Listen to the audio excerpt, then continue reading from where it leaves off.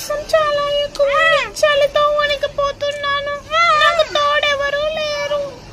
ఈ వర్షం తగ్గాలని నేను దీక్ష తీసుకుని ఒకే చోట కూర్చొని తపస్సు చేస్తున్నాను. నా తపస్సుకు ఎవరు భంగం కలిగించవద్దు. నాకు చాలా కోపం వస్తుంది. కోపం వస్తే నేనేం చేస్తానో నాకే తెలియదు. అర్థమవుతుంది కదా? చూసి భయపడిపోతున్న కాకులు. అక్కడ పెట్టిన ఫుడ్ నేను తప్ప ఇంకెవరు తినకూడదు అంటున్న పిల్లి. వణికిపోతున్నాను. నాకు తోడెవరూ లేరు. ఈ వర్షం నన్ను పిలుస్తున్న కాకులు. ఏం చేస్తాను? తోలుతుంటా వచ్చేస్తాను పిల్లి. తపస్సు చేస్తున్నాను. నేనేం చేయలేని పరిస్థితి. ఎవరు భంగం కలిగించవద్దు. ఇది కదలట్లేదు. నేను తపస్సు చేస్తాను అన్నట్లు కూర్చుంటుంది.